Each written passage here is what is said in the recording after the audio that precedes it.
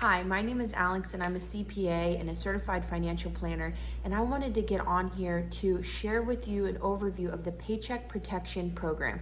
This is a forgivable loan program that was created as part of the $2 trillion CARES Act that was passed on March 27th. So my background gives me a very unique perspective on a business owner's planning process as it relates to their tax life as well as their personal wealth management life. And I understand how the nuances and the details of your business absolutely matter.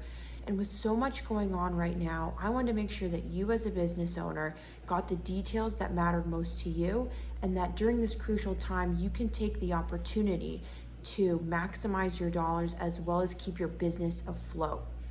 So through this video, it's going to be a few minutes long. I want to share what is the Paycheck Protection Program, also called the PPP Loan. How do you qualify? How is the loan forgiven? And what do you need to do next? So as a quick disclaimer, I want to say that all the information is up to date as to April 3rd, 2020. There is a lot happening really fast. There's changes happening really fast, and I just want to put that out there so we're all clear.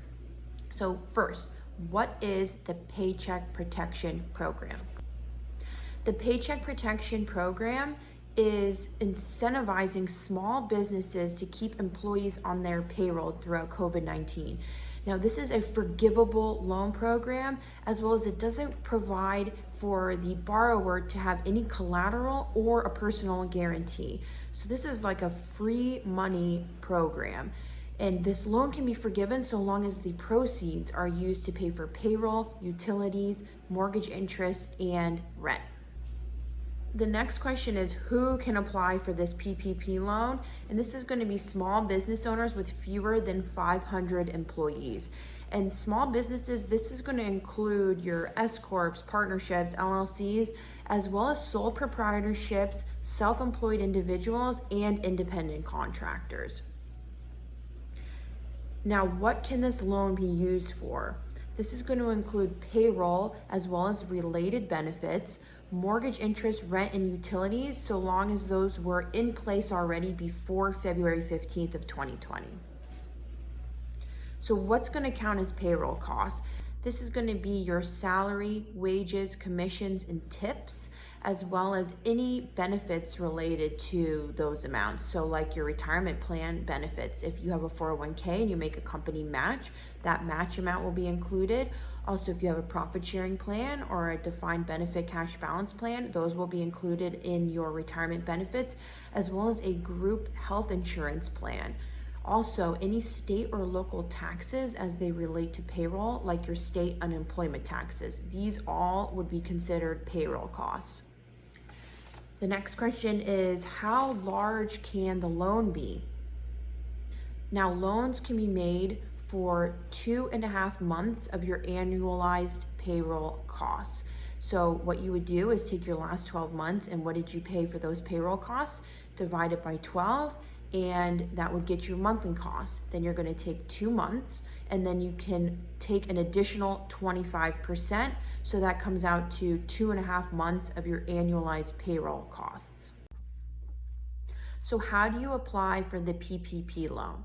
You're going to want to start with an SBA approved lender. So all the big banks, Bank of America, Wells Fargo, Chase, these are all SBA approved lender, but you're going to want to look to the bank that you have a personal relationship now with your business accounts. This is the bank that's going to help you apply for this loan if they're an SBA approved lender. So if it is one of these bigger banks I mentioned, Bank of America, Wells Fargo, or Chase, they are doing their application processes online only. So if you're a small business or sole proprietor, those started April 3rd. If you are an independent contractor or you're self-employed, the applications should start on April 10th. If you're at a more regional bank, you're going to want to reach out to the banker that you work with there to find out how they're going to handle their application process. Now, what I would do to start that is to look at the application that's on the SBA website.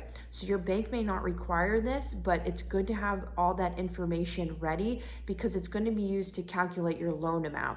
Also, I would want to have all the information to substantiate what your monthly payroll costs are so that you can prove that when applying for the loan as well. So how does this loan become forgiven?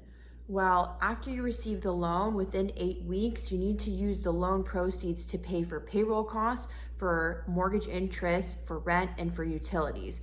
Now, only 25% of the loan can be used for the mortgage interest, rent, and utilities. They really want to incentivize you to be able to keep your employees on and keep the payroll up.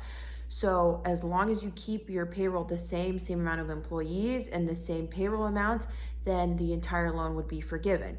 However, as the amount of employees decreases, and if you have to decrease the pay, the amount that is forgiven will also be affected by that. So how long is this program going to last?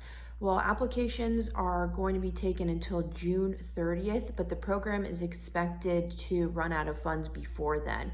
It's funded with about $349 billion. While that seems like a lot of money, there's a huge influx of borrowers. People are trying to keep their businesses afloat. So the sooner that you can get your application in, the more likely you will be to get the loan.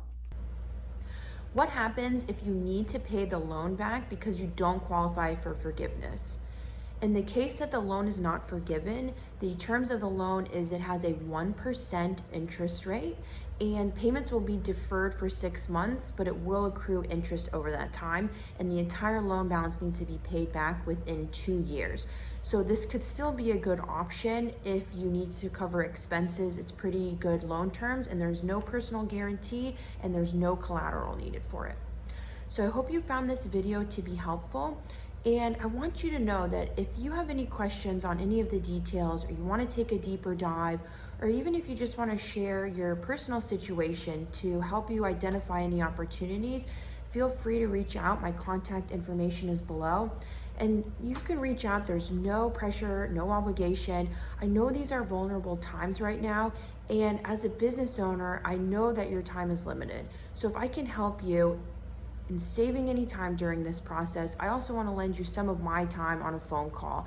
So if you found value in this, I hope you did, and I look forward to connecting with you.